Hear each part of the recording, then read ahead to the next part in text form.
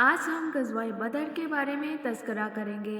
بسم اللہ الرحمن الرحیم۔ السلام علیکم ورحمۃ اللہ وبرکاتہ۔ یہ قریش اور مسلمانوں کے درمیان پہلا فیصلہ کن معرکہ ہے۔ اس کا سبب یہ ہوا کہ رسول اللہ صلی اللہ علیہ وسلم جس قافلے کے لیے ذوالعشیرہ تشریف لے گئے تھے اور جو بچ کر شام چلا گیا تھا، آپ اس کی طاق میں تھے اور اس کی خبر لانے کے لیے آپ نے شام کے مقام حوارہ تک 2 آدمی بھیجے تھے۔ چنانچہ جیسے ہی وہ قافلہ وہاں سے گزرا، انہوں نے جلدی سے مدینہ خبر پہنچائی اور خبر ملتے ہی رسول اللہ صلی اللہ علیہ وسلم نے صحابہ رضی اللہ تعالیٰ عنہ کو نکلنے کی دعوت دی، لیکن نکلنے کو ضروری بھی قرار نہیں دیا۔ چنانچہ اس دعوت پر 313، 314 یا 317 آدمیوں نے لبیک کہا، جس میں 82 یا 83 یا 86 مہاجرین تھے اور 61 قبیلہ اوس کے اور 170 قبیلہ خزرج کے انصار تھے۔ انہوں نے مکمل تیاری بھی نہ کی تھی، سواری میں صرف 2 گھوڑے اور 70 اونٹ تھے۔ رسول اللہ صلی اللہ علیہ وسلم نے اس کے لیے سفید جھنڈا باندھا اور اسے حضرت مصعب بن عمیر رضی اللہ تعالیٰ عنہ کے حوالے کیا۔ اس کے علاوہ ایک جھنڈا مہاجرین کا تھا جسے حضرت علی بن ابو طالب رضی اللہ تعالیٰ عنہ لیے ہوئے تھے۔ ایک جھنڈا انصار کا تھا جسے سعد بن معاذ رضی اللہ تعالیٰ نے اٹھا رکھا تھا۔ مدینہ کا انتظام ابن ام مکتوم رضی اللہ تعالیٰ عنہ کے حوالے کیا، لیکن روحا پہنچ کر ان کی جگہ ابو لبابہ بن عبد المنذر کو روانہ فرمایا۔ رسول اللہ صلی اللہ علیہ وسلم مدینہ سے نکلے تو بدر منزل مقصود تھی۔ یہ مدینہ کے جنوب مغرب میں 155 کلومیٹر کے فاصلے پر تھی۔ اسے ہر طرف سے پہاڑوں نے گھیر رکھا ہے۔ آمد و رفت کے صرف 3 راستے ہیں، ایک جنوب میں ہے جسے عدوۃ القصویٰ دور کا کنارہ کہا جاتا ہے اور دوسرا شمال میں ہے جسے عدوۃ الدنیا قریب کا کنارہ کہا جاتا ہے۔ تیسرا شمالی راستے کے قریب ہی مشرق ہے اور اس سے اہل مدینہ آتے جاتے ہیں۔ مکے سے شام آنے جانے والے قافلے کا راستہ اسی احاطے کے اندر سے گزرتا تھا۔ اس میں کچھ مقامات کنویں باغات بھی تھے، اس لیے قافلے عموماً یہاں پڑاؤ ڈالتے اور کئی گھنٹوں سے لے کر کئی دنوں تک ٹھہرتے تھے۔ لہٰذا یہ بات بہت آسان تھی کہ اس احاطے میں قریش کا قافلہ اترنے کے بعد مسلمان تینوں راستے بند کر دیں اور قافلے اپنے آپ کو ان کے حوالے کرنے پر مجبور ہو جائیں۔ لیکن اس تدبیر کا لازمی تقاضا یہ تھا کہ قافلے کو مسلمانوں کو نکلنے کا علم ہی نہ ہو اور وہ غفلت میں بدر کے اندر اتر پڑے۔ اسی لیے رسول اللہ صلی اللہ علیہ وسلم جب مدینہ سے نکلے تو آپ نے پہل جو راستہ اختیار کیا وہ بدر کے بجائے کہیں اور جاتا تھا اور پھر بہت دھیمی رفتار سے بدر کی جانب پیش قدمی فرمائی۔ جہاں تک قافلے کا تعلق ہے تو اس میں 1000 اونٹ تھے جن پر کم از کم 50,000 دینار کی مالیت سامان لدا ہوا تھا۔ اس کا سالار ابو سفیان تھا اور اس کے ساتھ صرف 40 آدمی تھے۔ ابو سفیان حد درجہ بیدار اور محتاط تھا، ہر آنے جانے والے سے مسلمانوں کی نقل حرکت کے متعلق دریافت کرتا رہتا تھا۔ چنانچہ ابھی وہ بدر سے کافی دور تھا کہ اسے مسلمانوں کے نکلنے کا علم ہو گیا، لہٰذا اس نے قافلے کا رخ مغرب کی طرف پھیر کر ساحل کا راستہ پکڑ لیا اور بدر کا راستہ چھوڑ دیا۔ ساتھ ہی ایک آدمی کو اجرت دے کر مکہ بھیجا کہ جس قدر جلد ممکن ہو انہیں مسلمانوں کے نکلنے کی اطلاع دے دیں۔ اس شخص نے خبر پہنچائی تو اہل مکہ نہایت تیزی سے تیار ہوئے اور سب کے سب نکلے۔ ابو لہب کے سوا بڑوں میں کوئی پیچھے نہ رہا۔ آس پاس کے قبائل کے آدمی بھی ساتھ لے لیے۔ قریش کے بڑوں میں سے صرف بنو عدی نے اس میں شرکت نہ کی۔ جب یہ لشکر جحفہ پہنچا تو ابو سفیان کا پیغام ملا جس میں اس نے اپنے بچ جانے کی اطلاع دی اور مطالبہ کیا تھا کہ مکہ واپس پلٹ جائیں۔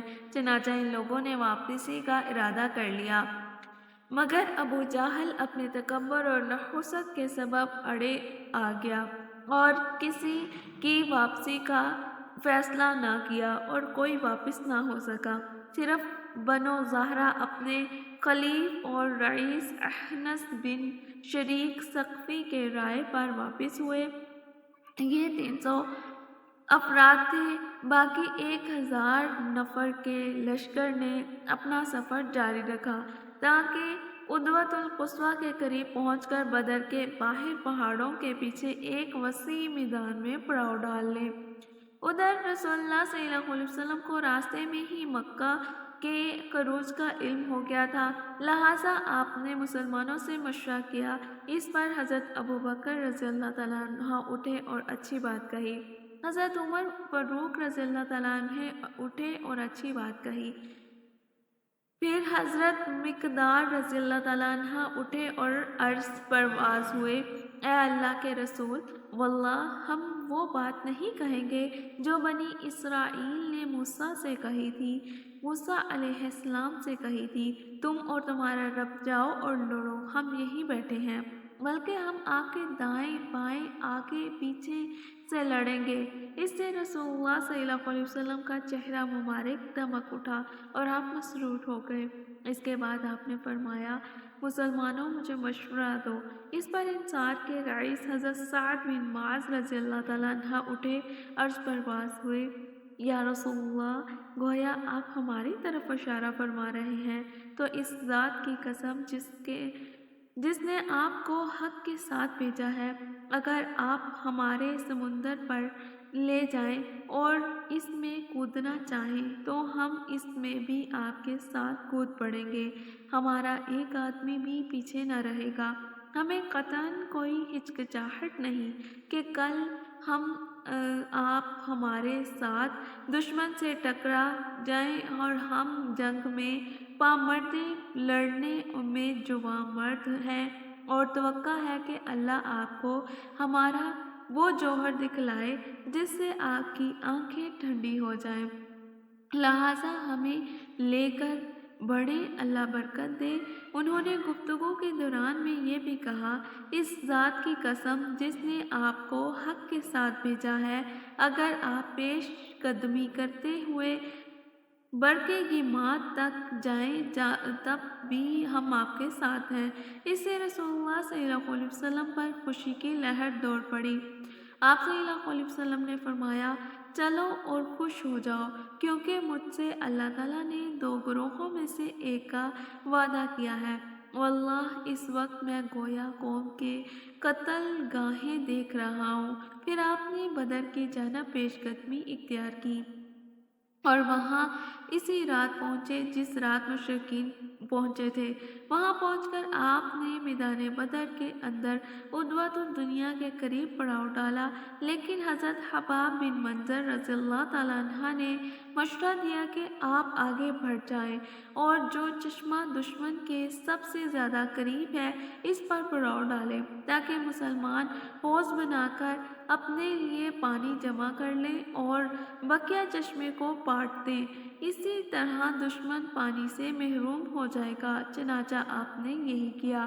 پھر مسلمانوں نے ایک چھپڑ بنایا جو نبی اکرم صلی اللہ علیہ وسلم کی قیادت گاہ تھی، اس پر حضرت سعد بن معاذ رضی اللہ تعالیٰ عنہ کی کمان میں انصاری جوانوں کی ایک جماعت پہرے اور حفاظت کے لیے مقرر کر دی گئی۔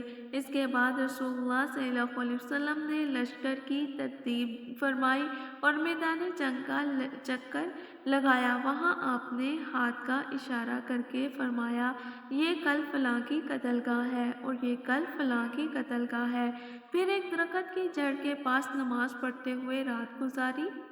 مسلمانوں نے بھی بھرپور اعتماد کے ساتھ پرسکون رات گزاری اور اللہ نے بارش نازل فرمائی، جیسا کہ ارشاد ہے، جب اللہ تم پر اپنی طرف سے امن اور بے خوفی کی طرف طور پر نیند طاری کر رہا تھا اور تم پر آسمان سے پانی برسا رہا تھا تاکہ تمہیں اس کے ذریعے سے پاک کر دے اور تم سے شیطان کی گندگی دور کر دے اور تمہارے دل مضبوط کر دے اور تمہارے قدم جما دے۔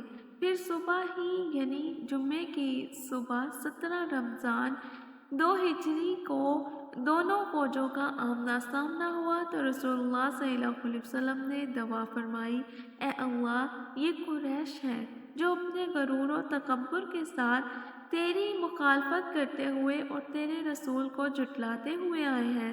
اے اللہ، تیری مدد جس کا تو نے مجھ سے وعدہ کیا ہے، اے اللہ آج انہیں برباد کر کے رکھ دے۔ پھر آپ نے صفیں برابر کی اور فرمایا، جب تک میرا حکم نہ آئے لڑائی شروع نہ کرنا۔ نیز فرمایا، جب وہ تمہارے قریب آ جائیں تو ان پر تیر چلانا اور اپنے تیروں کو بچائے رکھنے کی کوشش کرنا جب تک وہ تم پر چھا نہ جائیں، تلوار نہ کھینچنا۔ اس کے بعد آپ چھپڑ میں واپس آ گئے۔ اس کے ساتھ ابوبکر رضی اللہ تعالیٰ عنہ بھی تھے۔ آپ نے اللہ عز و جل سے بڑے سوز کے ساتھ دعا کی، یہاں تک کہ فرمایا، اے اللہ، اگر آج یہ جماعت ہلاک ہو گئی تو کبھی تیری عبادت نہ، اے اللہ، کیا تو چاہے گا کہ آج کے بعد تیری کوئی عبادت نہ کی جائے؟ آپ صلی اللہ علیہ وسلم نے خوب خلوص کے ساتھ دعا کی، یہاں تک کہ آپ صلی اللہ علیہ وسلم کی چادر آپ کے کندھوں سے گر گئی۔